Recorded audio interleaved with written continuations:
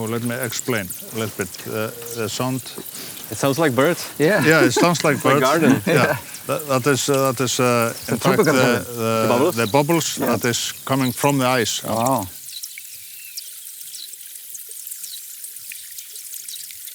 But there's something like some screams in the background. Then like these high-pitched peaks. It's like needles, and then you have like a second layer I think there. it's just different size of holes where the ice or big different big bubbles. Of course, this glacial activity is in fact a very dramatic and catastrophic event because we are looking at a melting glacier.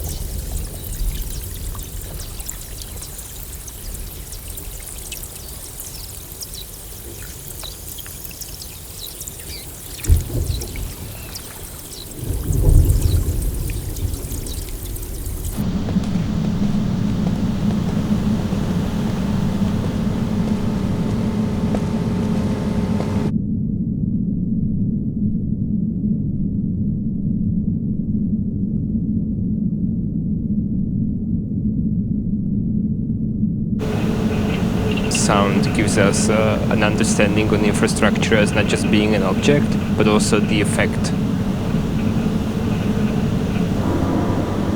It's not just something that accompanies the material existence of infrastructure, but it's something that belongs to the essence of the infrastructure, the pervasiveness of the effect. We have here now 4 channels. Okay. And we can listen differently. Different mix, yeah? Yes. Now they are all together. Okay. Okay. This is hydrophone.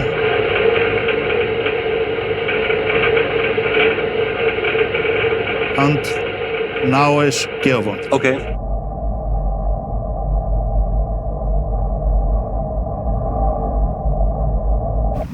It sounds like it's a lot of bubbles in this water. I wanted to know what this is. It might be methane bubbles. The bubbles. Yeah. Because you can see the soil here. It's not sand. It's just an old layer of grass and so on. When the vegetable get rotten underneath, Right. and it make methane.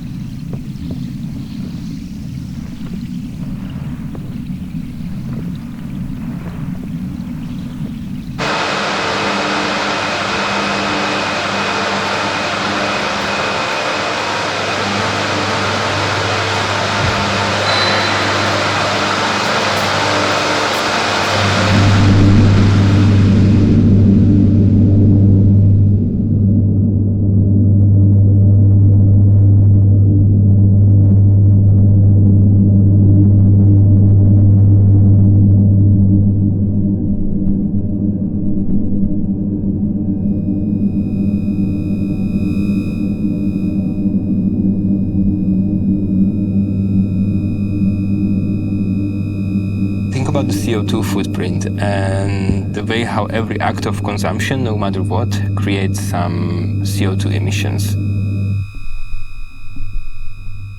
Is it better to think about this as an individual responsibility or rather as something that should be judged in aggregate, say on the level of the community or the state or the region? I think it would be a mistake to allocate responsibility for the emissions individually, because then we end up in actually acts of very bad injustice.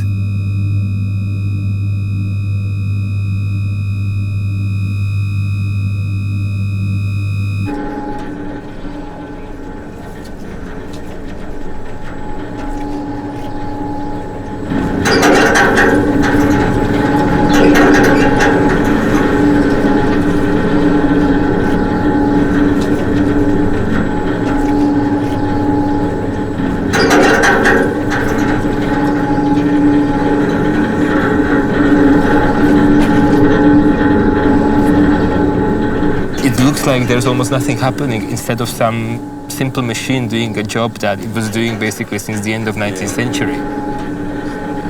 Sound gives us in this sense an ability to perceive the slow change, the change that is imperceptible visually.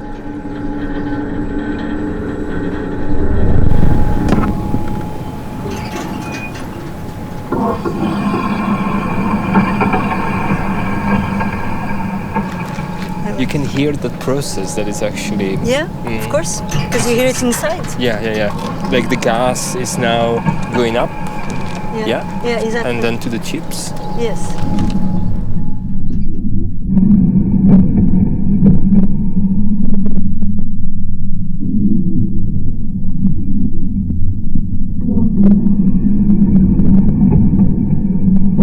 Every technology creates its own accidents or unintended consequences. Like invention of the train is also invention of the train crash. And I wonder whether invention of this kind of like extractive infrastructure, whether the accident that is integral to it, which is the climate change, is not also an invitation to actually, create a different kind of society.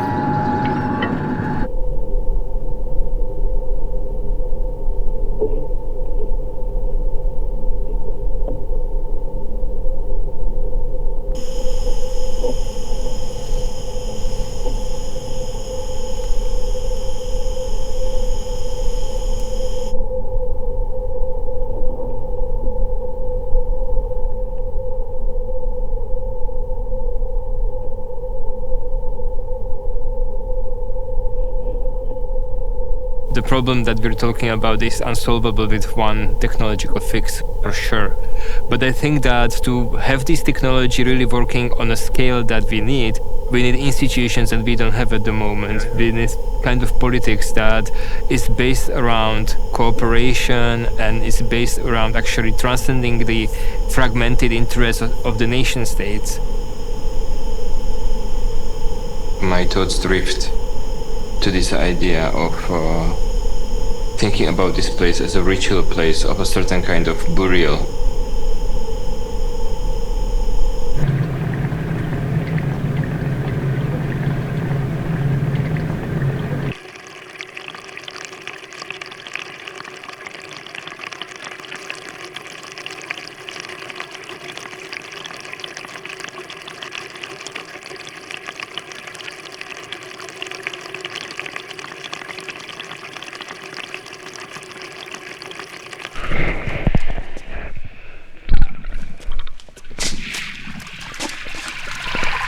It's a kind of process that emancipates farming from soil, meaning that it emancipates it potentially from the planet.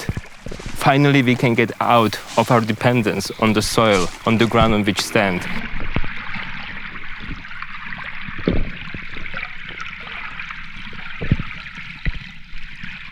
We can think about farming again as a kind of care, as a kind of production of not just food, but of biodiversity, for example.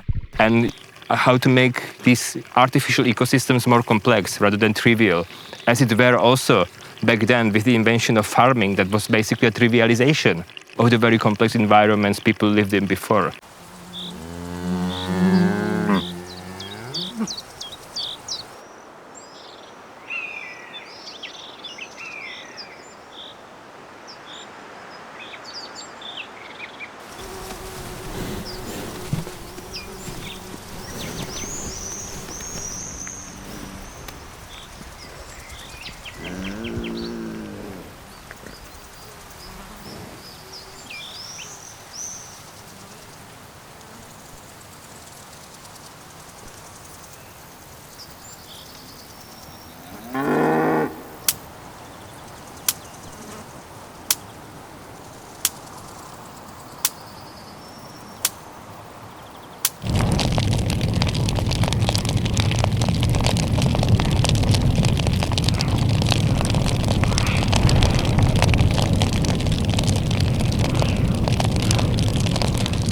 The deep sound is also related to the deep time, the geological time.